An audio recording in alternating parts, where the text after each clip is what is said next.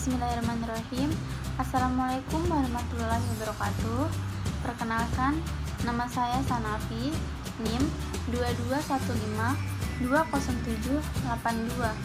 jurusan Fakultas Keguruan dan Ilmu Pendidikan, Prodi PPKN.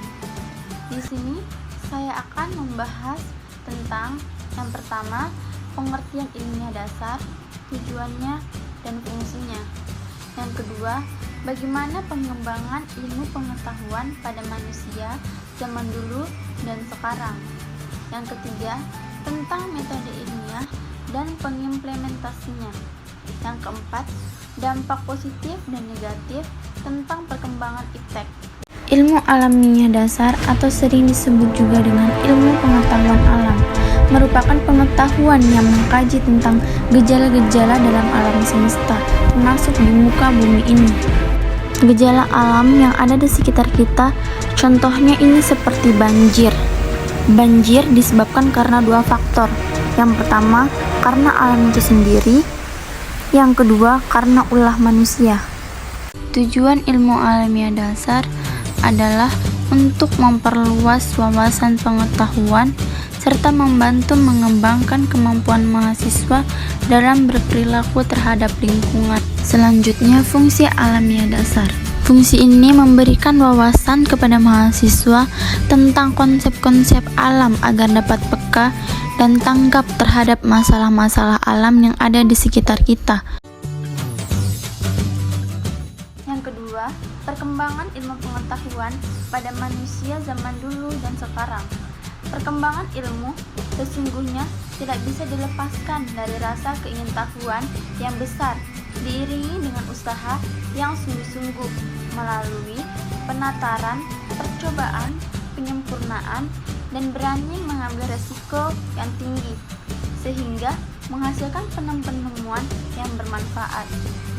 Hal yang perlu dicatat dalam hal ini, bahwa pesatnya perkembangan ilmu pengetahuan harus diimbangi perkembangannya moralitas spiritual, karena sebagaimana yang kita tahu bahwa ilmu pengetahuan hakikatnya adalah bebas nilai, tergantung bagaimana manusia mempergunakannya. Tentang metode ilmiah. Metode ilmiah merupakan suatu prosedur atau cara pemecahan masalah dengan menggunakan langkah-langkah yang tersusun secara sistematis. Pengimplementasiannya itu merumuskan masalah, membuat hipotesis, melakukan tinjauan pustaka atau literatur, mengembangkan metodologi, mengumpulkan data, menganalisis data, menyimpulkan hasil percobaan. Selanjutnya, dampak positif dan negatif dalam perkembangan iptek. Yang pertama, dampak positif dalam perkembangan iptek itu memberikan berbagai kemudahan, bertambahnya ilmu pendidikan dan wawasan, dan dapat memperluas berbagai informasi.